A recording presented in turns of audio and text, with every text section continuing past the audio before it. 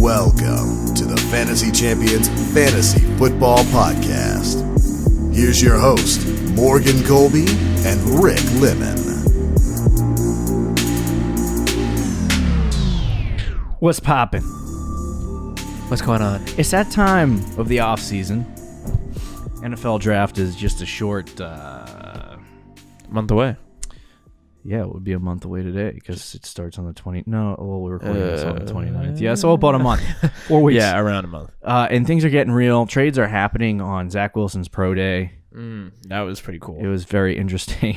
So I have no idea what's going on. It's going to be the top 5 picks are going to end up being quarterbacks, and we're all just going to be sitting there going, okay, so when's the draft start? Yep. But anyway, welcome to Fantasy Champions Fantasy Football Podcast. My name is Morgan Colby. I got Rick Lemon with me here as always. Today we're going to talk about coaches. Yeah. It should be interesting. I guess we'll get into that in a second. Okay. I like to jump into things way too fast. But anyway, yeah, welcome to the show. Before we jump into our coach hirings and analysis of coach hirings, be sure to check out our website, thefantasychampions.com. Follow us on Twitter at @TheFFChamps, on Instagram at @TheFantasyChampions. You can like us at facebook.com/thefantasychampions. You can like us at Facebook. Wow. I read the same line over again. If you're listening on Apple Podcasts, Spotify, Stitcher, or any other podcasting platforms, leave a review and share this podcast with your friends. If you're watching on YouTube, subscribe, click the bell for notifications, and like and comment down below. Subscribe any platform, please. Helps the show. And then comment on YouTube because the algorithm will love us. Like, comment, subscribe. Easy to do. And you know you want Easy to. money. Now, the coaching show, historically, sometimes can be boring, but what I will say is it is extremely informative, and it really does help. It's important. It is very important because you'll And go once into we the get through season. this show, we might have a Superflex rookie mock draft on Thursday. Okay. But you'll go into the season and be like, so you're rewarded for your patience. man, why are the Packers running it more this year with Aaron Jones? Well, that's because they have Matt LaFleur, who came from the Titans. Why are the Browns better than they were with Freddie Kitchens? Because they hired Kevin Stefanski. Man, Nick Chubb looks a lot like Dalvin Cook. Well, you would have maybe thought about that if you watched our show last year. Right. Well, you're here now. I was huge. I was one of the reasons I was huge on Nick Chubb. I mean, I love the player, but I also loved Kevin Stefanski and how he used Dalvin Cook. Yeah. And look how it turned out. So the name is kind of elongated for this episode, though. And the whole basis of what we're going to talk about is what coach hirings mean for fantasy football. Analyzing the coach hirings, like Rick said, it's very, very important to figuring out the success. Like me and Rick break down and do projections of every single team in the league, and the teams that are the hardest to project are the ones who have brand new head coaches, and so you have to dive deep into their analytics and their coaching careers. I've noticed that older coaches generally change. We have a guy on this list, 65 years old. This is the first time he's a head coach in the NFL. David Culley. And he has changed his offensive system. He was with the Kansas City Chiefs as an offensive assistant or something like that over the course of, we're not going to talk about David Culley yet, but and he had Jamal Charles as a running back, and now he's not really into that kind of style of one running back workhorse system. So there's all kinds of different information. It's really, really important to break down each coach and figure it out. So we're going to start.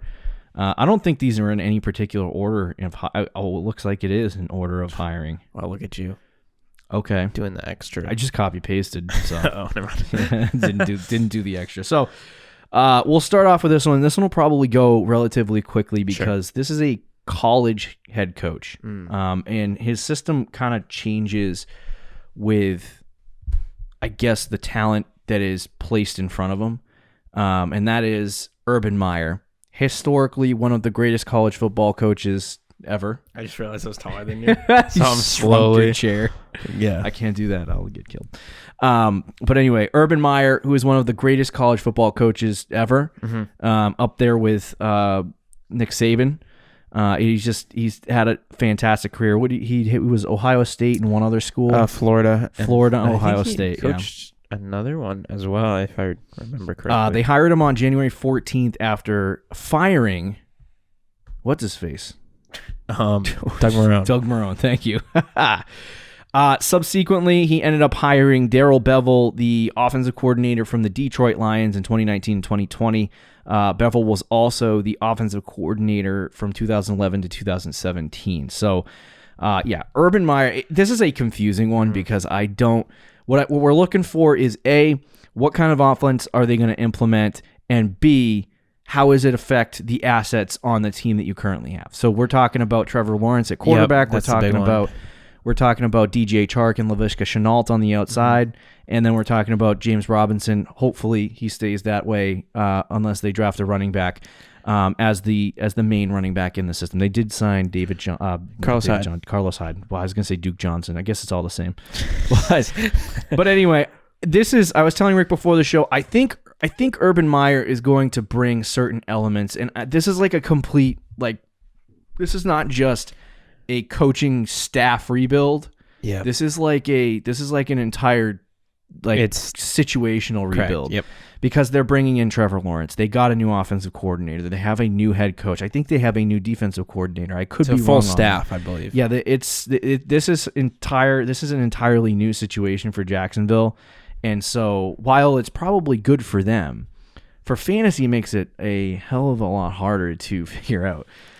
So I think what we're going to see is Darrell Bevell implementing what he considers a good offense, one that he was using I would hope one that he was using with Seattle back when they had Marshawn Lynch and they were winning the Super Bowls. Because that would be great. That would be much better than the Lions offense we saw. To be honest, the Lions offense wasn't awful. I know, but let's be fair.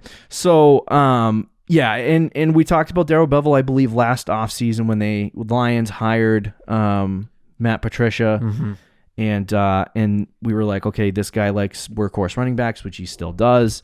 You saw that when they were trying to force feed it to Adrian Peterson. Yeah, they tried to ease Swift into the role, but when he got going, they did. So he likes that. He does. He likes to have a big bulking tight end. I guess maybe I don't know. We'll see. Hopefully, I don't know. This is where the Urban Meyer part of it comes in, where it's talent oriented. So you're going to see Chark used a lot. You're going to see, Trevor Lawrence. Well, so that's involved. I asked some people I know that were big Ohio State people, and even who just watched college football. And I was asking them what do you think Urban Meyer does? Does he love to work horses? Does he love to throw the ball and all that stuff? Because I didn't watch a ton of Urban Meyer back in the day, which he's only been retired 2 years, right? Yeah, something like that. Either way, last year was 2018 with I've watched a little bit of Ohio State, but it was never like Dobbins. I'm not analyzing junior year. I was sophomore year. Yeah, and Dwayne Haskins, right? I think. Yeah. But they all said it really wasn't anything in particular. It kind of depended on who was on the field and stuff. Yeah, right. Which is a good thing if you're a fantasy owner, because they're probably going to give it to James Robinson a lot. As you said, it's going to go to the star players. You'll see DJ Chark get involved. Yeah. Trevor Lawrence will still, I think, throw the ball enough where they'll hopefully, be. Well, hopefully.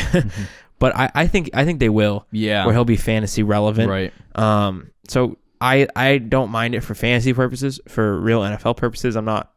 Yeah, I think he's gonna be fired in 2 years. Well, it'll be one of those things where he's fired, but he says he's retiring. You know what I mean? Maybe. But we'll see. Yeah, I think it'll be fine though for fantasy wise. Yeah, I think for obviously for me when I look at it, I think Trevor Lawrence is the biggest impact on that team besides it being Urban Meyer and Darrell Bevell. Whereas if you have a more of established team and there's a coaching change, it kind of influences the players, but you know what you're getting most of the time out of a certain player. Whereas this, you're getting, James Robinson's really, and DJ Chark are the two, players that are there and have been there. But Chark hasn't really been a wide receiver one at all, and he hasn't had a quarterback to make him that. Yep. And Trevor Lawrence changes that kind of situation because he is a lot better of a quarterback than they've ever had. But I was telling Rick before the show as well that offensive coordinators tend to allow rookie quarterbacks to get acquainted with the game, take things a little bit easier, don't take shots down the field, run the ball a little bit more. I guess they were 28th or 29th in the whole NFL last year in rushing, and James Robinson still finishes an RB1, so not rushing yards, rushing attempts. Wow. So if they run it more, that would be a good thing for James Robinson. I think if James Robinson is a starting quarterback, starting running back week 1 of the NFL season, then it's good news. I actually think, and I'm not saying this because I own him in a league, but I do think he will, because after they signed Carlos Hyde, and I was with you when they did it because you told me, I was like, I thought it was Chris Carson. Chris Carson. Yeah, I was so lit because like they could still draft a running back, but they could easily not now. Right. I mean, they could go into next year with just Hyde and Robinson, and if that's the case, he will be the workhorse, 100%. Hyde will get like his like 4 carries a game, and that'll be it. Yeah. So that's kind of the situation with the Jacksonville Jaguars. Just keep an eye on some of the things that they do. They bolstered that offensive line, and the only real position that I'd be concerned, I think they're going to bring in another wide receiver. I would. Yeah, or a tight end. Yeah, something like that. So anyway, let's move on to the next guy. I thought this one was a little bit more difficult as well because the other 5 are pretty easy for me to give you a good depiction. So we'll start off with the 2 hard ones. But the New York Jets with Robert Saleh. How do you say this guy's name? Robert Saleh. Saleh, thank you. And they hired Mike LaFleur, who is the passing game coordinator from 2017 to 2020 of the 49ers, San Francisco 49ers. Because he came over with Saleh. He brought over some of his staff. So essentially what you're going to see, Saleh is a defensive coordinator. Yeah, he's so a defensive mind. forget him. He's going to be for the most part, he is going to be, like Rick said, on the defensive side of the ball. I think he's going to have, obviously he's the head coach, so he's going to have influence in the offensive scheme. But the fact that he brought over a 49er with him to coach the Jets means that he's trying to bring that system to the New York Jets. Correct. We're assuming that they draft Zach Wilson to their team. So how does this, for you, affect Zach Wilson? I guess you could say James Crowder, Denzel Mims. They still have a Crowder, right? They re-signed him, or is he a free agent? I can't remember. I don't. So we'll just take him off the list. I think he's currently under contract. I'll just say Denzel Mims. Okay. And then they don't have a running back yet, and their offensive line is not good. So their starting running back right now, Rick, LaMichael P. Ryan.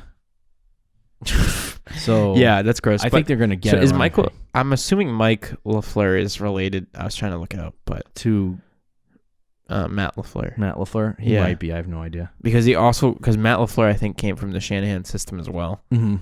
And this says he also came from the Shanahan, so it makes sense. Yeah, right. He's young. He's very young. He's 33, 34. But let's assume that he does bring over the San Francisco offense. Mm-hmm. That's not good for the running backs. So let's say they draft a running back. If they bring in a running back that's a star or that's elite, like they draft Najee Harris, I think that they would use just the one running back because the 49ers have been like, okay, we're going to use Mostert because the Jets are going to draft a running back. No, that high. No, I don't think they're going to draft a running back at all. I think they'll bring in a vet late. So if they decide to keep Sam Darnold, and like let's say they trade back and get more assets, then they might draft a running back because they're trying to draft Zach Wilson. Well, yeah, probably. But I'm saying if they did no, I got you. Then there's a chance they draft a running back because the whole point is to try to build a good team around Darnold and give him one last chance. But the more likely scenario, they take Zach Wilson. I don't think they're drafting a running back with the next pick because they're going to have still a good amount of assets. They'll have another first-round pick, but less so with Darnold. I think they would rather build up the O-line, build up the defense. They're the Jets. They have so many holes in that team. So even though running back is one of them, it's not a priority. And if they're smart, they won't take one early. If they do that and they take one later, or they get a running back or veteran running back in there, they're going to probably split. Like you said, if they get Harris, then maybe they won't split. But when it comes to the passing game,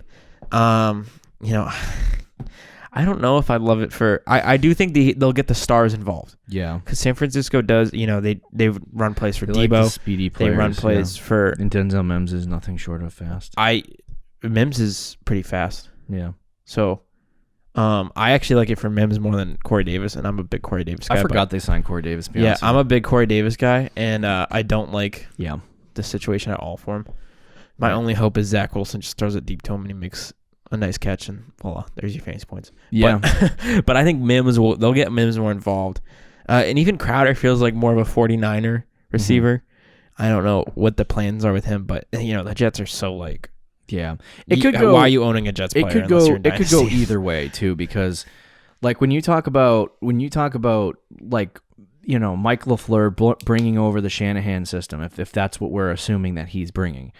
Shanahan was with the Atlanta Falcons, and he threw 600 times, and they chucked it all over the field. And Julio Jones had one of the best wide receiver seasons, and I think it's good. Devonta Freeman was pretty good, and so they had a lot of really good offensive weapons. And then he goes to San Francisco, and they get Jimmy Garoppolo, and Jimmy Garoppolo is not the same kind of quarterback as Matt Ryan. So they went a little bit more reserved with him over the course of time, and he obviously got hurt a lot, and they kind of had to change their system. They went really reserved. Yeah, and then they went with 3 running backs because they didn't have like a real running back, and so it's just a different system. And I think if they bring in Zach Wilson, then I think that's probably the best quarterback that Mike LaFleur is probably ever going to see.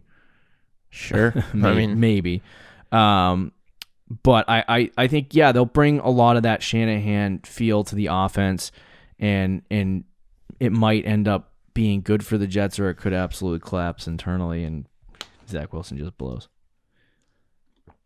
Could go either way. Yeah. But when I look at this team, though, like, are you telling me you want anybody on this team? Like Denzel Mims, you want to draft Denzel Mims or Corey Davis? Maybe in Dynasty, I'll take a flyer on Mims, take a flyer on Zach Wilson. Just redraft, though. Redraft, no. I don't want Zach Wilson in redraft yet. If you have to take one Jets player in redraft, who is it? Nobody. Well, Michael P. Ryan, because all the opportunity. That's so gross. Yeah, so right now, there's just really not that much effect. Like, I would say Zach Wilson probably is the best. But it helps Zach Wilson in theory. Yeah, I guess. If he's a good... Shanahan is known as the QB whisperer, which I don't know if... I don't know if Mike LaFleur is a QB No, whisperer. but the LaFleurs usually have good offensive systems. Yeah. We'll Rodgers was great with... I think this is an offense that, depending on... Watch the moves and figure out what happens, because, like I said, this is another one of those resets. You know what I mean? It's another one of those complete organizational resets, but team resets where they're going with a new quarterback. They have a new OC. They bring in Robert Saleh. Wow, I just can't say his name. But Saleh. And it's just it's a complete new system there. And they're going for a culture thing, too. Yeah, they're wiping it clean. Everything's By the way, it makes clean. it interesting that they want Zach Wilson. Robert Saleh came in and steam cleaned Adam Gase's old office. Yeah. But did you hear what, like, their whole thing is culture change? Yeah. So, like, they only signed players that, like, wanted to love football and stuff like that. Okay. So it's interesting that they are for sure drafting Zach Wilson. Interesting. Yeah. So the next guy, these ones are a lot more easier, specifically for me to talk about because I have some history behind some of them. Okay. Arthur Smith was hired on January 16th to be the Atlanta Falcons' new head coach, a team that desperately needed a refresh on offense. Dirk Cutter leaving, coaching the Tampa Bay Buccaneers, throwing 30 interceptions with a starting quarterback, and then leaving and going back to Atlanta. Yeah. Throws it 750 times a game. This is a complete change in system. So Arthur Smith was the offensive coordinator of the Tennessee Titans last year. I attribute him to figuring out. A lot of people will be like, Derrick Henry's just so good that he made Arthur Smith look good, like Peyton Manning made Adam Gase look good. You know what I mean? Yeah. So I don't think that's the case, because if you remember Derrick Henry's first couple years, they were not really that great. No. And then all of a sudden, Arthur Smith, offensive coordinator, and Derrick Henry breakout. And they've sustained that the last couple years. Arthur Smith now goes to, and that also partially Matt LaFleur, I guess. Maybe. I think I don't know the timeline of that, but yeah. But anyway, so Arthur Smith, he is the architect, I guess, of that situation over there in Tennessee, almost, sort of. I think Matt LaFleur, if I remember correctly, because remember how Derrick Henry broke it? It was like the second half of the year. Second half of the year, yeah. That was the year Matt LaFleur was still offensive coordinator. Yeah. And then he it clicked with him. And then the next year, Arthur Smith took it to the next level. So here's what I'm kind of thinking for Atlanta is, I think he comes in. They gotta get a running back. It's not gonna be Mike Davis. So yeah, we'll see. He's gonna find. I actually think this is one of the leading teams to get Najee, because I called him the Derrick Henry with pass catching on our running back ranking show. And I think that would fit perfectly with what Arthur Smith wants to do. If they don't take a quarterback at 4, I think it's very possible as well, because it's like, let's say they trade back. Oh, okay. I was going to say they ain't drafting a running back. If you take a running back and high in the draft, like you will have to at Najee Harris, so let's say early second round. Yeah, you're not doing that in a rebuild, especially a 23-year-old running back. You're taking one trying to win now. So if the Falcons don't take a quarterback and they're putting all their hopes in Matt Ryan and being like, well, we'll just ride you out for another year or two, because he's only 35, which I think they'll do. Yeah, then I think that's very possible that they take Najee Harris. Yeah, so I mean, I think no matter what, because these running backs are probably going to go in the second round. Yeah, they're going to take a running back, whether it's Javonte, because he also fits the bill too. I could see that, yeah. Or somebody that they really fall in love with at the running back position to draft. Because if Arthur Smith's going to come in and he's going to build what they had, the play action style offense, what they had in Tennessee, they're going to need a running back. It can't be Mike Davis. They can't go into the season with Julio Jones, Calvin Ridley, Matt Ryan, and some of these pieces, and then say, okay, we're gonna have Mike Davis. Because I was gonna say you could say that Arthur Smith ran that offense because it was Ryan Tannehill and Derrick Henry, and you could say that in Atlanta it might be different because he's got the strengths of his team is through the air, not on the ground. It's the opposite. But with Matt Ryan's age. And I think there's a reason they hired him too, to bring that system. They might want to, like, if they keep Matt Ryan, even if they draft someone, I think they're going to ride it out with Matt Ryan for at least a year. But they might try to preserve him by running more, doing more play action, stuff like that. So I think they're going to do that anyway and bring more of a Titans offense. But if they do that, they do have to have a running back. I'll say this. I love whatever happens in the draft at running back for the Atlanta Falcons, because this is a completely. What if a lot of people are going to be like, "Oh, I don't like the or whatever." Kenneth Gainwell. Hey, I'm open to anything. Okay. But I mean, if it's Kenneth Gainwell in the 5th round, no. What about Trey Sermon? Capital, and like if they draft Trey Sermon in the 2nd round, yeah, whatever. I'll go with it. I don't care. It's okay. Running backs aren't really about talent for me. It's about landing spot and opportunity. I mean, to be honest with you, look at David Montgomery. I think it's like 50-50. I know. There's some guys that are going to be really good. But anyway, so whoever they draft, if it's with high draft capital, I think at the running back position, it's going to end up being really good. And a lot of people will be like, oh, the offensive line's not good. And that's why they weren't able to rush it well the last couple of years. I'm like, no, that is... If you look at Dirk Cutter's numbers rushing the football over the course of his entire coaching career, they're always at 3.8 yards per carry or 3.6 yards per carry. It's him. It ain't the Falcons. So with Arthur Smith coming in, maybe retooling the offensive line a little bit, adding some better system, I guess, a better offensive system there, I think the running back situation is going to be good. Here's my problem with the wide receivers. I think that, who's A.J. Brown in the offense? Is it Julio or is it Calvin Ridley? It's Julio. It's probably Julio still, yeah. So I'm going to say Julio is that, and then that would make Calvin Ridley Corey Davis. Knowing that Tennessee doesn't... It might be reversed. I hope it's reversed at this point in their careers. I want to look up Ryan Tannehill and his the amount of passing attempts that he had last year, which was 481 pass attempts. If they run this offense in Atlanta, this is going to be a flip over of what they had the last couple of years of Matt Ryan throwing 600 passes. If they throw 500 passes this year, Julio's going to reach only like 110, 120, and I think Calvin Ridley will only reach like 100 to 110. A lot of people are going to be like, whoa, you can't say that. So what's going to have to happen for them is that you're going to lose target share in Atlanta. They're going to have to match it with their production. They're going to have to match it with their efficiency. Can they do it? And that's the question. So for me, I'm not fading those guys because I do really like both of them, but it could be either one. And it's a dangerous game to play if you want to draft those guys for a 2nd round. It is. No, I think that's a valid point. I do think they'll throw it a little bit more. Yeah. Even if they try to run a Tennessee-style offense, like I was saying. But still, I don't think they're going to... I mean, didn't Matt Ryan have a year where he threw the ball almost like 700 times? Like something ridiculous. Like, they're not going to do that. No. with his age and Arthur Smith as head coach, they're just not going to do that. It's going to be a change for the Atlanta Falcons. I think it's going to be good for regular football, but one of these receivers is going to take a hit. But if it could be Julio because he's an old man because of his age. Yeah, I mean, he's like what 32. Yeah, sort of an age where you kind of fall off as a receiver. I don't know, man. Take one. I would rather, and I'm a Julio guy, but I think I would rather Calvin Ridley. Agree. Calvin just Ridley. Because of his age. But just be leery. This is my recommendation to you. Be very, very leery of the Atlanta Falcons wide receiver core.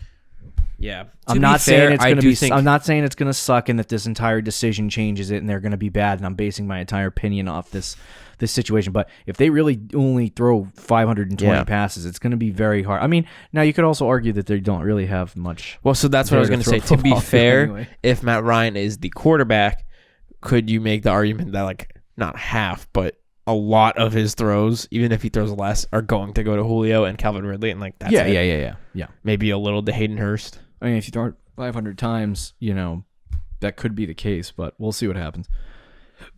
Is there anything else you want to say on the Atlanta Falcons situation? So next up is the Los Angeles Chargers. So they hired on January 17th the Rams defensive coordinator Brandon Staley. Good, okay move for them. Yeah, defense I was kind of hoping for defense wins championships, but something else. But yeah, this is the dumb move for them. Their new offensive coordinator is Joe Lombardi. Joe Lombardi was the quarterback coach for the Saints 2009 to 2013. He became the offensive coordinator for the Detroit Lions. They sucked. He got fired, and then he went back to the New Orleans Saints to be the quarterback coach from 2016 to 2020. So Joe Lombardi has basically been a quarterback's coach for 10 years and an offensive coordinator for 2 for a very bad team. Now, let's be fair. Not much opportunity, and the Detroit Lions are just a bad organization. No, yeah. So, we're not going to put everything at the feet of Joe Lombardi. But, some people are going to try to say Joe Lombardi, the reason why Drew Brees was successful over his career is because of Joe Lombardi. No, that's because of Drew Brees. Sorry. Not sorry. Get a Snickers. Yeah.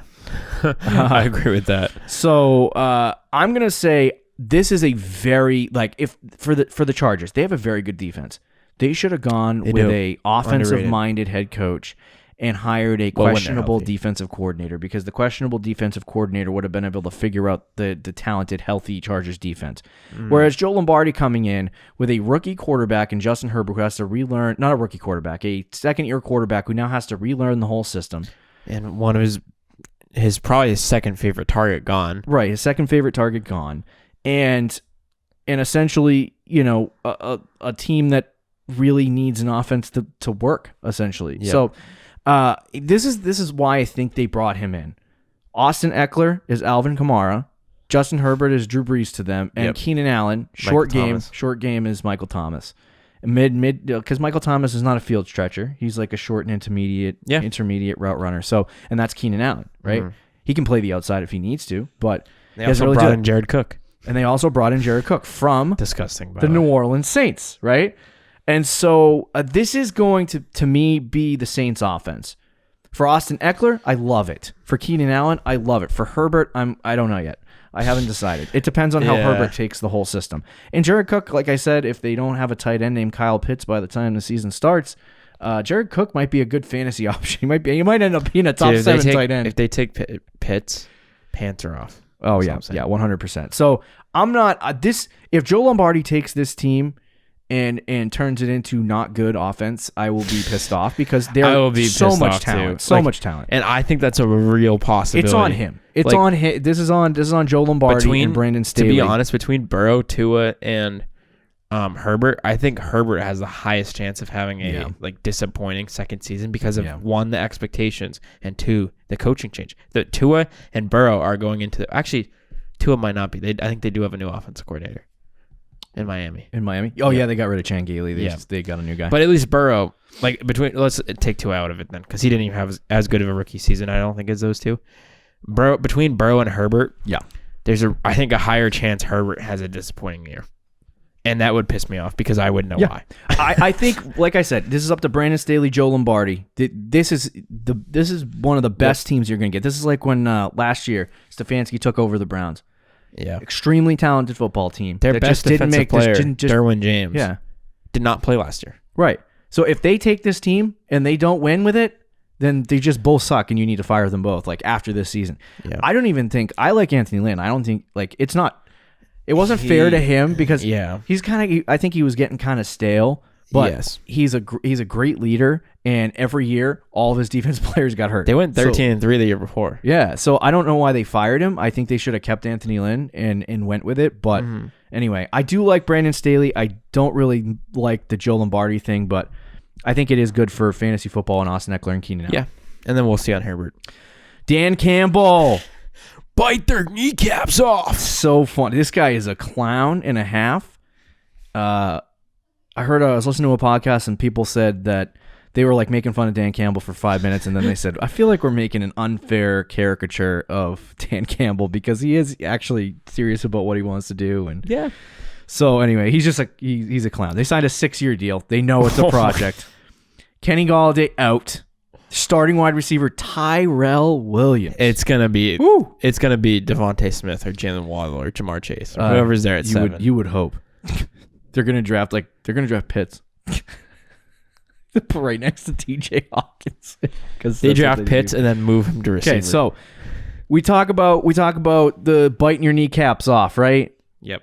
This is famous press conference. He said something. Hold on, I have to look it up because this is actually really stupid. But he said something. He funny said like just a couple of days ago. He said, "Gosh, leap of faith." I can't find it. But anyway, we don't want turds here, is what he said in a press conference. This guy's gonna be great. He's gonna be fantastic. I might watch all the Lions games just to see press conferences. Don't do that to yourself. Don't do that to yourself. So anyway, the point of this whole bite your kneecaps off thing is he wants to take a tough, gritty approach. Yeah. Now, what is a tough, gritty approach to you? Running backs, run the ball, run the football, run the ball hard, okay. physical football team. So what I like to do is look at this and go, okay, how are they going to back up this tough guy approach on offense? Right? Yep. They sign Deuce Staley as their new running backs coach, who was the running back coach for the Philadelphia Eagles, who spent the majority of the summer last year saying Miles Sanders, workhorse. And then obviously Doug Peterson's the leader of the team, but he loves workhorse as that guy. Anthony Lynn, running back in the NFL, infatuated with the running back position, loves it.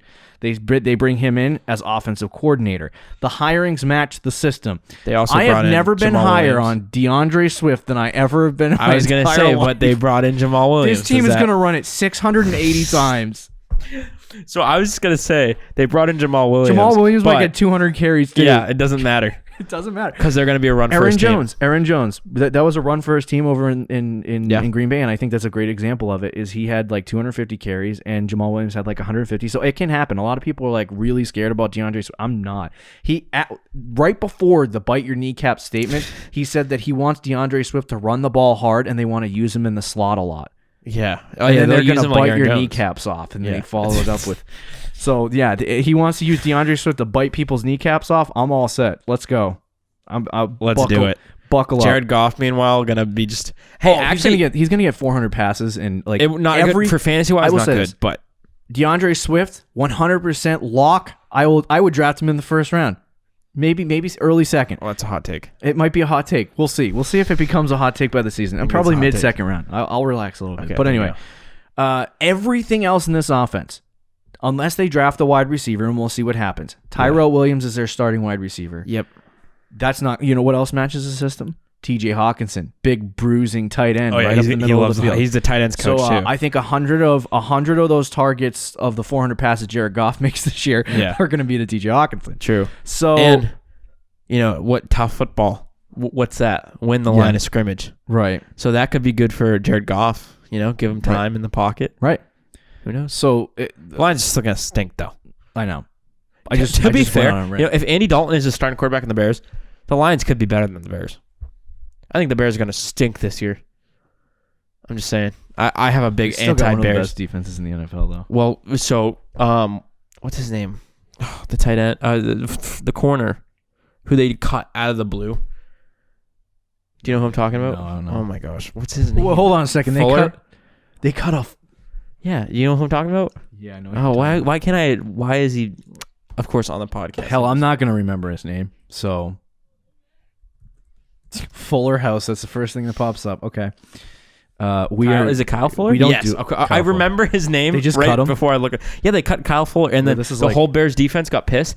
Was it Matt Nagy's going to get fired next year? But that's what I'm saying. The Bears could easily collapse, and the Lions could be better than them. If it works. You know, it'd be a Bears thing to do though. Dan Campbell has a bad year too, and he gets fired, and then they hire Dan Campbell. Yeah. We're a bunch of kneecaps. Yeah, Kyle Fuller signed with the Broncos, I think. Yep, he signed with the Broncos. Would you now back when that trade happened for Khalil? Was it Khalil Mack? Yes, with the Raiders. Yep. If I would tell you that it is more than likely that Matt Nagy was not going to outlast John Gruden after that trade, what would you have said? I would have been like, "That's insane. He must be a really bad coach." He's pretty bad. Honestly, if the Raiders stink again this year, they should probably move on from John Gruden too. But anyway, that's your Dan. Do you have any more thoughts on Dan Campbell? No, other than just like screaming into the mic. We can move on. This is great. This is this is another one of those. The hirings match the system. Eagles hire Nick Sirianni January 24th. He was the Colts offensive coordinator. It's funny, and then they traded their quarterback to the Colts. So Sirianni's just like, yeah. So Jalen Hurts starting quarterback for the Philadelphia Eagles. I think that's a lock because everyone wants to pretend they're going to draft a quarterback. They're not going to. And then because Hurts had like one of the better seasons of the rookies last year. There's reports that they're unsure, but like give it one season. If he has a bad year, then I think they're willing to move on from him quicker because he was a second-round pick. But this is what I don't like. This is a complete side note. This is what I don't like. Everyone looks at the NFL draft nowadays with quarterbacks, and they go, oh my God, the next year's class blows. You have to get a quarterback in this class. And I'm like, yeah, but 3 out of the top 5 quarterbacks all had a good season this year, and they wouldn't have been in this position had they had the same season they had in the previous years. You could make the argument the top 4 quarterbacks, well, ignoring Jordan Love because he didn't play, but Hurts, Tua, Burrow, and Herbert all actually played well. Now, there's arguments that Tua didn't play well, but I think that's unfair because they didn't even let him throw. He didn't. I don't. Yeah, I think he's going to light it up this year. To be honest with you, he didn't play well. I think compared to the other guys, but if you compare him to rookies in the past, like he threw like his touchdown interception ratio as a rookie was phenomenal. Yeah, he just didn't throw like, and he had a lot of drops. I say Mac Jones doesn't throw downfield, but it was like 10 yards per pass for. Well, so did you see? There's like a highlight reel on Twitter where it was like that's not him. Tua throwing like 40-yard passes. The and the offense was very watered down. But anyway, we're talking about different conversation. Yeah. So he is the Colts offensive coordinator in the Frank Reich system, right? I believe he was a part of the Kansas City situation. There's some questionable things surrounding Nick Sirianni because. He was the wide receivers coach, I believe, from 2013 to 2016 with the Kansas City Chiefs, right? Mm-hmm. First season as the wide receivers coach, right? Who the leading receiver on the Chiefs was? What year was it? 2013. I don't know. Oh, was it Jamal Charles? Oh, I was gonna say Dwayne Bowe. The first wide receiver, their number one wide receiver, had like 60 targets. Oh. What? This is his first year as a wide receivers coach for the Chiefs, I believe. Yeah. Yeah, there you go. Was it 2012? It was 2012, yeah. Something like that. So anyway, so Sirianni went to, I based everything that I know about him on the last couple years of his existence with the Indianapolis Colts, 2018 to 2020, because he was the offensive coordinator with Frank Reich, learning how to create a good offensive system. So I looked back for the running backs. We're talking about I guess for fantasy value for the running back position here, I looked up 3 years of running backs. No running back for that team that was the workhorse had less than 245 carries. Marlon Mack had I paced that out because you're going to go look at the numbers. You're going to be like, oh, yeah, fucking wrong about Marlon Mack. And I'll be like, shut up, dude. Paste the numbers on Pro Football Reference. So I paced out the numbers to a full 16-game season for him. He had over 245 carries, Marlon Mack, in Sirianni's first year. Second year, I believe he had over 245 carries. Jonathan Taylor paced out to a full season, had over 245 carries. I think it was 247, so sliding right in there. They also like to get their running backs involved in the passing game. Yeah. Because Nyheim Hines got 80 targets. Hines, yeah. But do you look at last year and does that concern you at all? Or do you think that was Frank Wright? the use of Jonathan Taylor and Naheem Hines and Jordan Wilkins and all that. I mean, it took them halfway through the season, but they did use Taylor as a workhorse at the end of the year. So I think they want to use workhorse backs, right? And you also look at their new offensive coordinator hire so they can go together and work together as a pair. Shane Steichen. Don't know how to say your name, boss. But anyway, he was the Chargers offensive coordinator from 2019 to 2020. They have a running back very similar to Miles Sanders named Austin Eckler who likes to catch the ball. It seems like there's a mass exodus of Chargers coaches coming out of there. But anyway, so it's good for Jalen Hurts. He can deal with a younger quarterback, this new offensive coordinator, and Nick Sirianni can give 1,000,005 touches to Miles Sanders. As far as the receiving core is concerned, stay away. Good luck. They traded down to 12, right? Yeah. They'll get a wide receiver. Yeah.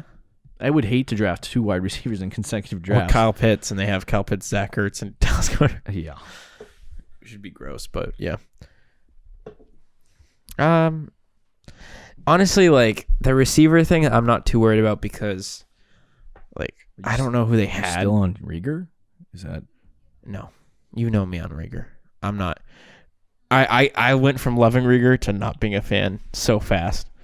It's just because if you watched him last year, I would love to show you some, like, not even film, but Jalen Rieger, Greg Ward, Travis Fulgham, J.J. Arcega-Whiteside. That's so gross. John Hightower, Quiz Watkins, and Khalil Tate. I think he could still have a role in the NFL, but he wasn't listing Eagles wide receivers. He didn't look what I was hoping for. Who Hurts? Like, no, Rieger. Oh yeah. He just, like, creating separation was a big problem for him, which is something I didn't think would be a problem. He was a second-round quarterback, you idiot. Yeah, no, Hurts looked good. No, Hurts looked good. That's what I thought you were talking about. Yeah, no, Hurts looked good. I was just talking about Rieger for a minute. I'll hold it in. And if they draft a receiver too, and it felt like Hurts' main guy was Fulgham too, and like Goddard and Ertz, like he was similar to Wentz in that sense where he used the tight end a lot. So I think that might have been system, but who knows? And that's just the thing. Who knows with Jalen Rieger? So I'm not great. I'm not feeling great about him, or even whoever they draft if the Eagles draft wide receiver. But feel good about Hurts, just because he played well last year. And his ability to run the ball as well, and I don't think it has too much of an effect on who the coach is, unless they really like don't throw the ball at all, but I don't think they will. And then I think it's, like you said, a good thing for Miles Sanders. Yeah, I'm excited about Miles Sanders, especially because he's going to be like a cheaper prospect this year. All right, any more thoughts on Nick Sirianni, or you want to move on? No, we can move on. Final guy, Texans hire David Culley. Last second, bang bang. Finally got a coach. I know they waited so many long. uncertainties with the Houston Texans. Man, why did Nick Caserio wait? This is a side note, but he waited like 3 years to get a GM job, and the one he chooses is like probably the worst one possible. Why would he do that? I told Rick I think David Culley is a transitional hiring. He's 65 years old. Yeah. I believe I heard today he's the oldest new first-time head coach in NFL history. I don't get the hiring. He was a Raven. Like I said, I think it's transitionary. I think he's going to get fired in 2 years, or they're going to let him go in 2 years, and then Caserio will build his system, build what he wants here, and then they'll hire a coach to put into it. So and Culley is like I'll fill in interim for 2 years. He is the Ravens' assistant head coach. He was also the passing game coordinator, I believe, in the 2019 season when Lamar Jackson threw 36 touchdowns. And he was the wide receiver coach as well, I believe, on the Ravens, but I could be wrong about that. So the big thing about David Culley is that he is essentially bringing the Ravens system to Houston, and I call it the poor man Ravens, because essentially they have David Johnson, Mark Ingram, and Phillip Lindsay now at running back. Yep. They have Brandon Cooks as their starting outside receiver with no one else. No one else. And then guess what? No draft picks. You know what they signed just recently? Who? A quarterback who likes to run the football a lot. He can't really pass. His name is Tyrod Taylor. Bro, don't diss Tyrod like that. I wonder who that's supposed to mimic in the offense. You saying they're going to try to run a Ravens type offense? I don't want a single person in the Texans offense this year. I think the Texans... Not a single person. Let's say I mean, we don't know what's going on with Deshaun Watson right now, and with the allegations and stuff, you just don't know how that's going to play out. Let's say he doesn't play this year. Either he gets traded or he just, doesn't play. So let's say Tyrod Taylor's the quarterback. You like that second round? You like that second round pick for Brandon Cooks, baby? No, it was a third rounder. Come on, was it third? No, yeah, it was a second. I didn't give you you gave a me second. the two quarterbacks. No, because it was going to be a fourth. Go look back at it. I was not giving you a second round pick for freaking Brandon Cooks. And if I did, then I should be kicked out of the league. Because even a third rounder is too much. But hey, man, he could get some targets. I'm going Hollywood right now. Brown. Yeah, go ahead. Look while you look. Yeah, this is a disaster. I think they could honestly go like 1-15 next year. Oh, survive. I don't want to say 0-16 because that's just too much. But no, I'll say it. They could go 0-16. Like literally, unless Deshaun Watson plays. Yeah, I would agree. If Deshaun Watson picks for worst team first overall, they don't have a year? first round pick either. Next year or a second rounder. No, this year. Oh, you scared me. I was like, who'd they trade the first two? I mean, I think it wouldn't surprise me if they did. Dude. Yeah, no, they're not a good team, and they won't be a good team for a while unless they can really rebuild. But as long as Deshaun Watson is there and he plays, they won't be that bad. But even this year, he played, and what'd they go, 5-11? So I think that's probably realistic. Bro, are you even in the right league? Yeah, dude. You traded me Taysom Hill. Oh, yeah. That's true. You got to go through all the 500 trades that you go through, which is fair. But yeah, no, Houston. Keep going while I try to find this. Yeah, this hire is so gross, especially if they do play like the Ravens and use those three running backs. Here we go. Ready? Oh, it's the 304. Okay. Yeah. See, I wouldn't trade you the fourth I give rounder. you Justin Hill too. Who I'm gonna cut. I mean, okay, I'll pick him back up. I need roster space. It's so gross. But anyway, yeah, they're very bad. And I think, assuming that they run the ball as much as Baltimore does, let's just say they do. Do you think there's a chance? Okay, well, you say yours. Here's what I'll say. I have no idea if Deshaun Watson's going to go there because the biggest trade package that you could offer for him was, I don't know if he's going to be in Houston, but the biggest trade offer or package that you could have given him was Miami at 3. They could have traded Tua, 3. The Jets at 2.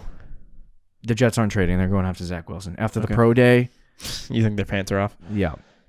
But if it's Deshaun Watson, but I know. I would trade. People would be like, "Oh, you're an idiot. Why would you do this?" But I would trade the first overall pick for him. Yeah, I mean, it's definitely something you think about. Confirmed quarterback. If you have a good enough, yeah. Jacksonville doesn't have a good enough team to do that. But a team like Miami, you're there. You could have done it. Yeah. But it's not going to happen. Miami Jets aren't going to trade it. I think Atlanta has some capital to do it, but won't do it. They're not going to do it. So it's like at this point, who's going to trade with Carolina? I think would be my favorite. Do you think Houston wants the 8? They've just thrown all their capital away by waiting. If they wait till after the NFL draft, it's over. Like they can't get. True. They're not going to get what they want. I think they would take the 8 at this point. But they would need a lot, scandals following him too. His stock is. I don't know what's going on with Deshaun. I'm assuming that Tyrod's the starting quarterback. Me too. Week 1. I don't want Brandon Cooks. I don't want not Will for Kiki Kuti. I don't want any of the tight ends. Yep. I don't want the quarterback. Yuck. I don't even want David Johnson. But if they do run it like 4 or 5, I don't. If they run it 500 times, want him. David Johnson might be a good low end RB2 because he'll get 1 week where he gets 15 carries, and the next 2 weeks it'll be Philip Lindsay and Mark Ingram. I don't want David Johnson. I agree, but I think David Johnson will probably be a low end RB2, and then the other 2 guys are going to be RB4s. So it's bad. Yeah, that's disgusting, bro. Poor man's Baltimore Ravens, and when I say poor That's even man's, worse. I mean like high school football poor man's. Compared to like Tom Brady in his prime. Yeah. I was listening to a podcast, complete side note. We've been Patriots fans for our entire lives. Yep. You see this Patriots thing in the background somewhere over here. It's my God force. My wife hates football. So there's that. So I should just wipe out the misses and just say Mr. on the sign. I don't know if you can see it there. But anyway. Fair. So I was listening to a podcast, Fantasy Footballers, today to get prepped for some stuff for the show.